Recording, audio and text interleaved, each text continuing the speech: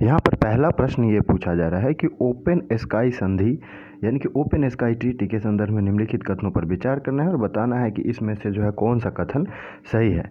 तो पहला कथन ये कर रहा है कि केवल नाटो गठबंधन के सदस्य ही इस संधि में सम्मिलित हो सकते हैं, जो कि गलत है।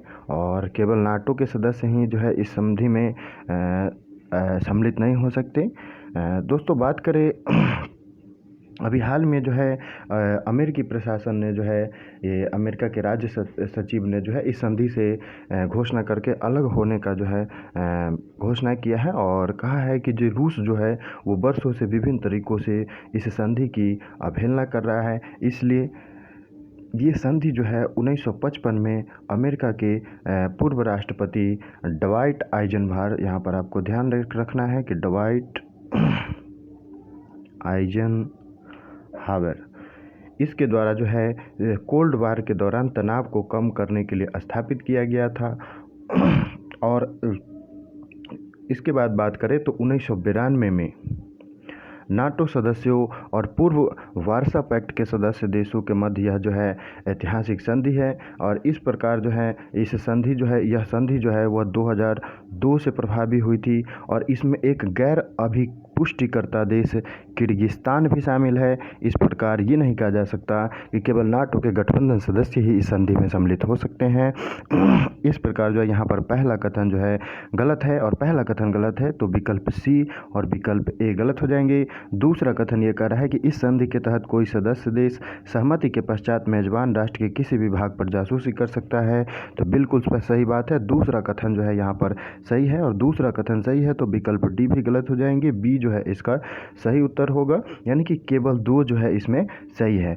ओपन स्काई संधि प्रत्येक सदस्य देश को सैन्य बलों और गतिविधियों पर डेटा एकत्रित करने हेतु अन्य देशों के ऊपर लघु अवधि नोटिस वाली निशस्त्र टोही उड़ानों का संचालन करने की अनुमति प्रदान करती है।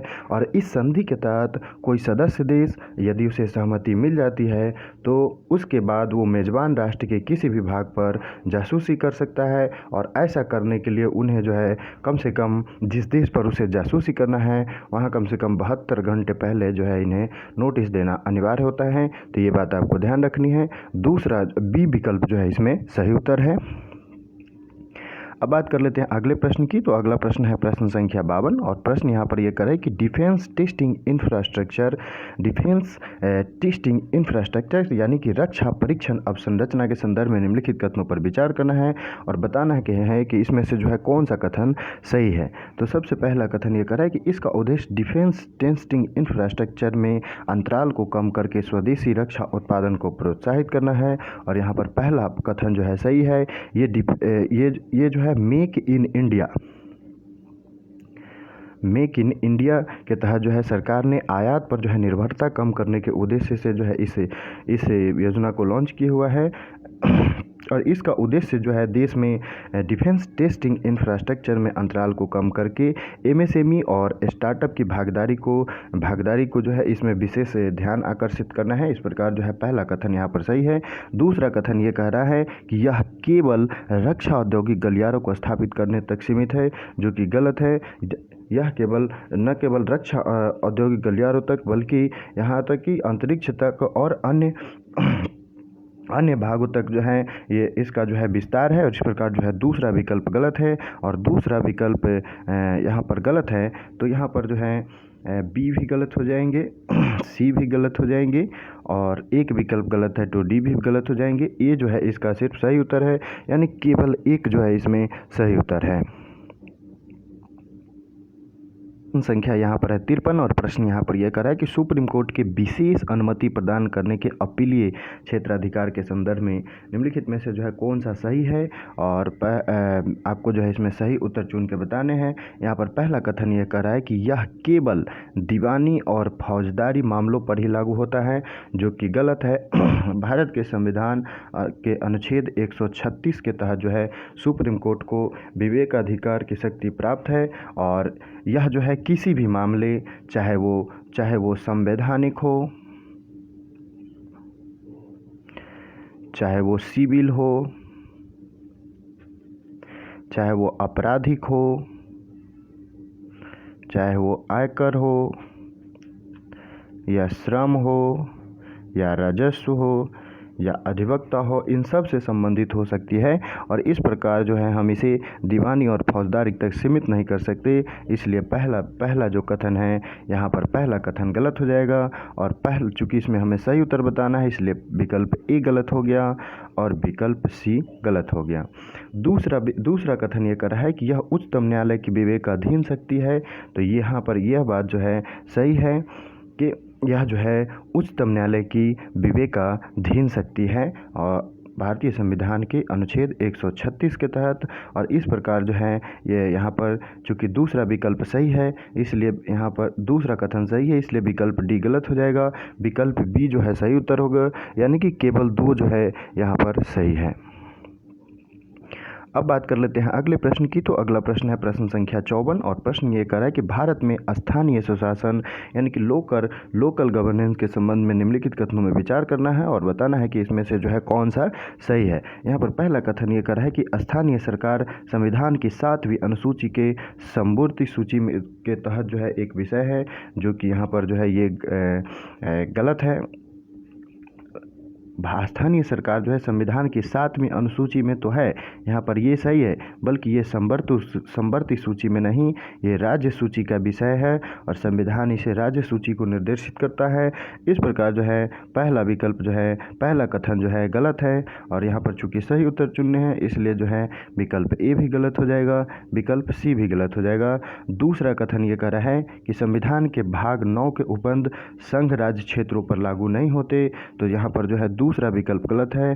संविधान के भाग 9 के जो उपबंध है वो संघ राज्य क्षेत्रों पर भी लागू होते हैं और भारतीय संविधान के अनुच्छेद 243 एल में जो है इसके बारे में बताया गया है कि इस भाग के उपबंध जो है संघ राज्य क्षेत्रों पर भी लागू होंगे।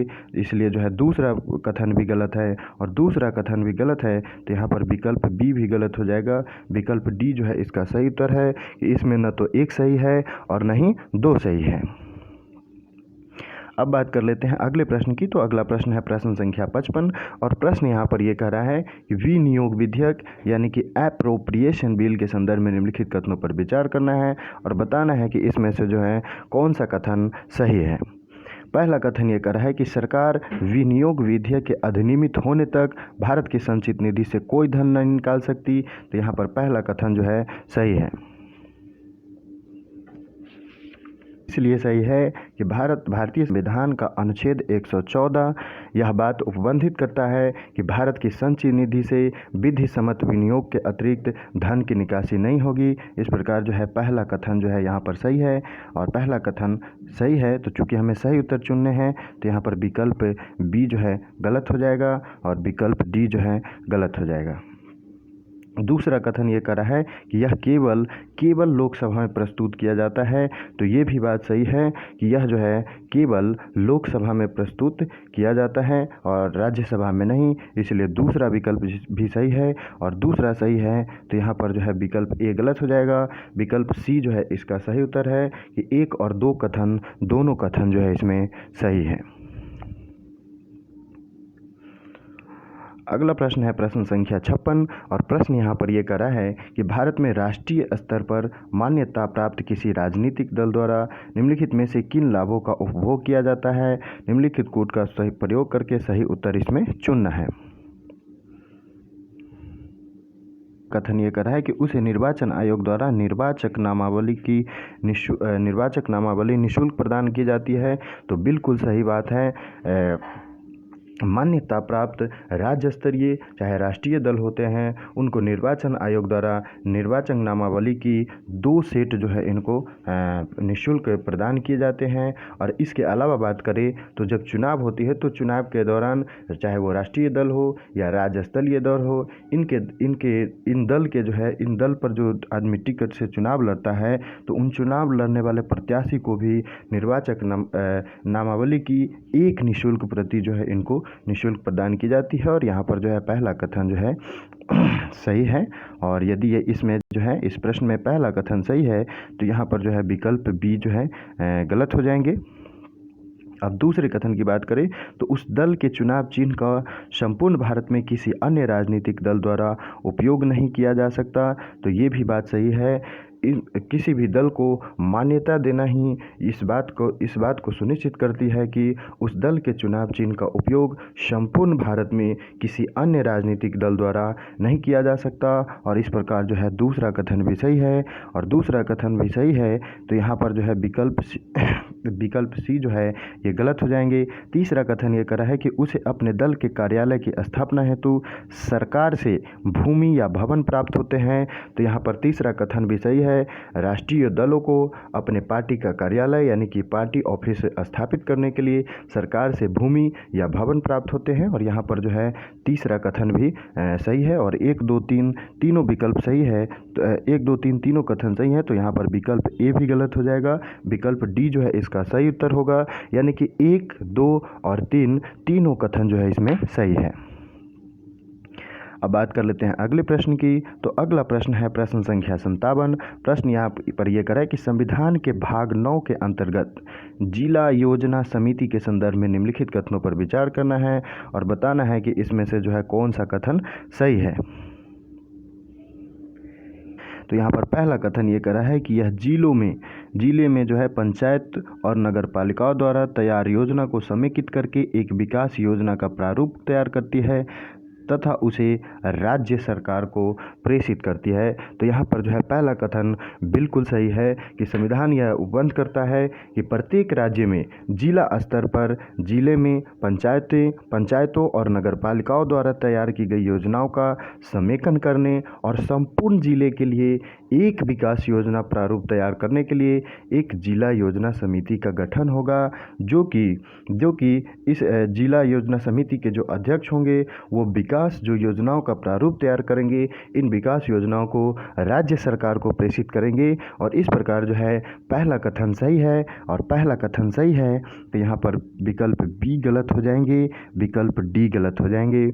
दूसरा कथन ये कह रहा है कि जिला योजना समिति के 2/3 सदस्य का निर्वाचन जिला पंचायत और नगर पालिकाओं के निर्वाचित सदस्यों द्वारा अपने बीच से ही किया जाता है, जो कि गलत है। 2/3 सदस्य नहीं, 4/5 सदस्य जिला पंचायत और नगर पालिकाओं के निर्वाचित सदस्यों द्वारा अपने में से ही चुने जाते हैं। तो चूंकि 2/3 यहाँ पर गलत है, इसलिए दूसरा कथन जो है गलत है और दूसरा कथन गलत है। तो यहाँ पर विकल्प सी भी जो है गलत है, केवल ए जो है यानी कि 1 जो है इसका सही उत्तर है। अब बात कर लेते हैं अगले प्रश्न की। तो अगला प्रश्न है प्रश्न संख्या 58। प्रश्न ये कर रहा है कि पेशा अधिनियम यानी पेशा एक्ट के तहत सीटों के आरक्षण के संदर्भ में निम्नलिखित कथनों पर विचार करना है और आपको बताना है कि इसमें से जो है कौन सा कथन सही है। और ये बात हो रही है पेशा अधिनियम की। प्रत्येक पंचायत में अनुसूचित जनजातियों के लिए आरक्षण कुल सीटों की संख्या के आधे से कम नहीं हो सकती। तो यह बात जो है बिल्कुल सही है और यहाँ पर पहला कथन सही है। तो विकल्प बी और विकल्प डी जो है गलत है। पेशा अधिनियम के तहत प्रत्येक पंचायत में अनुसूचित क्षेत्रों में सीटों का आरक्षण उन समुदायों की वो जो अनुसूचित समुदाय हैं उनकी जनसंख्या के अनुपात में होगा। और इनके लिए जो है भारतीय संविधान के भाग 9 में आरक्षण की व्यवस्था की गई है। अनुसूचित जाति के लिए कहा गया है कि आरक्षण की कुल जो सीटों की संख्या होगी एसटी के लिए वो जो है जितने भी आरक्षण के कुल सीटों की संख्या है उसके आधे से कम नहीं होगी। और इस प्रकार जो है पहला कथन जो है सही है। दूसरा कथन ये कह रहा है कि पंचायतों के सभी स्तरों पर अध्यक्षों की सभी सीटें अनुसूचित जाति यानी कि एसटी के लिए आरक्षित की गई है। तो ये बात जो है सही है। ये पंचायत के सभी स्तर पर अध्यक्षों की सभी सीटें एसटी के लिए आरक्षित होगी। और यहाँ पर दूसरा कथन भी जो है सही है और दूसरा कथन सही है। तो विकल्प ए जो है यहाँ पर गलत हो जाएगा। विकल्प सी जो है इसका सही उत्तर है, यानी कि 1 और 2 जो है दोनों इसमें कथन सही है। अब बात कर लेते हैं अगले प्रश्न की। तो अगला प्रश्न है प्रश्न संख्या 59 और प्रश्न यहाँ ये कर रहा है कि संसद के दोनों सदनों चाहे वो राज्यसभा हो या लोकसभा हो कि सामूहिक विशेषाधिकारों के संदर्भ में निम्नलिखित कथनों पर विचार करना है। संसद के दोनों सदनों के सामूहिक विशेषाधिकार के संदर्भ में इस पर विचार करना है। और बताना है कि इसमें से जो है कौन सा कथन सही है। संसद को अपनी रिपोर्ट, चर्चाओं और कार्यवाहियों को प्रकाशित करने और अन्य द्वारा उन्हें प्रकाशित करने से प्रतिबंधित करने का अधिकार है। तो यहाँ पर जो है पहला कथन बिल्कुल सही है। ये जो है संसद के सामूहिक विशेषाधिकार की बात करें तो इन्हें जो है अपनी रिपोर्ट, चर्चाओं और कार्यवाहियों को प्रकाशित करने तथा अन्य लोगों द्वारा उन्हें प्रकाशित करने से प्रतिबंधित करने का अधिकार है। 1978 के 44वें संविधान संशोधन अधिनियम द्वारा सदन की पूर्व अनुमति के बिना संसद की कार्यवाही की सही रिपोर्ट के प्रकाशन की प्रेस स्वतंत्रता को पुनर्स्थापित किया गया, किंतु यह सदन की गोपनीय बैठक के मामले में लागू नहीं है। यहाँ पर ये बात आपको ध्यान रखनी है। और पहला कथन जो है यहाँ पर सही है। और यदि यहाँ पर पहला कथन सही है तो यहाँ पर जो है विकल्प सी जो है गलत हो जाएंगे। दूसरा कथन ये करा है कि संसद अपने विशेषाधिकारों के हनन के लिए किसी भी व्यक्ति को दंडित कर सकती है। तो यहाँ पर दूसरा कथन भी जो है सही है कि यह सदस्यों के साथ साथ बाहरी लोगों को भी, इसलिए यहाँ पर किसी भी व्यक्ति का शब्द यूज किया गया है कि संसद के साथ साथ बाहरी लोगों को भी इसके विशेषाधिकारों के हनन या सदन की अवमानना करने पर निंदा, चेतावनी या कारावास, या यदि सदन के सदस्य हो तो इस मामले में निलंबन या निष्कासन कर सकती है और इस रूप में जो है दंड दे सकती है। और यहाँ पर दूसरा कथन भी जो है सही है और दूसरा कथन सही है तो विकल्प ए भी जो है यहाँ पर गलत हो जाएंगे।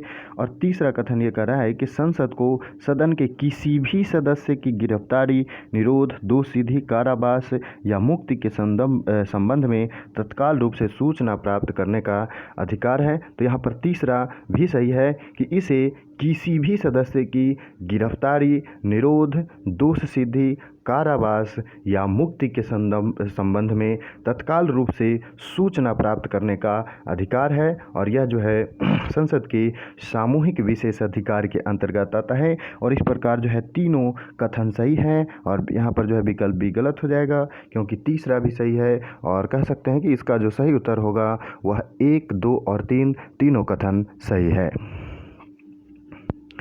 अब बात कर लेते हैं अगले प्रश्न की। तो अगला प्रश्न है प्रश्न संख्या 60 और प्रश्न यहाँ पर यह करा है कि भारत का संविधान लोकसभा में संघ राज्य क्षेत्रों के प्रतिनिधित्व के संदर्भ में क्या करता है। तो भारत का संविधान लोकसभा में संघ राज्य क्षेत्रों के प्रतिनिधित्व के संदर्भ में प्रत्यक्ष निर्वाचन हेतु उपबंध करता है, अप्रत्यक्ष निर्वाचन हेतु उपबंध करता है, या संसद को विधि बनाने हेतु प्राधिकृत करता है, या अध्यक्ष द्वारा नामित करने के लिए उपबंध करता है। तो भारत का संविधान लोकसभा में यूनियन टेरिटरीज यानी कि संघ राज्य क्षेत्रों के प्रतिनिधित्व के संदर्भ में संसद को विधि बनाने हेतु अधिकृत करता है। संविधान लोकसभा में संघ राज्य क्षेत्रों के प्रतिनिधियों के चयन की रीति को निर्धारित करने हेतु संसद को अधिकृत करता है। इसलिए जो है विकल्प सी इसका सही उत्तर है। और इसके लिए जो है संसद द्वारा केंद्र शासित प्रदेश लोगों का सदन में प्रत्यक्ष निर्वाचन अधिनियम 1965 लाया गया। संसद द्वारा जो है केंद्र शासित प्रदेश लोगों का सदन में प्रत्यक्ष निर्वाचन अधिनियम 1965 लाया गया, जिसके आधार पर संघ राज्य क्षेत्रों से भी लोकसभा के सदस्यों को प्रत्यक्ष निर्वाचन द्वारा चुना जाता है। और यहाँ पर विकल्प सी जो है यह सही उत्तर है।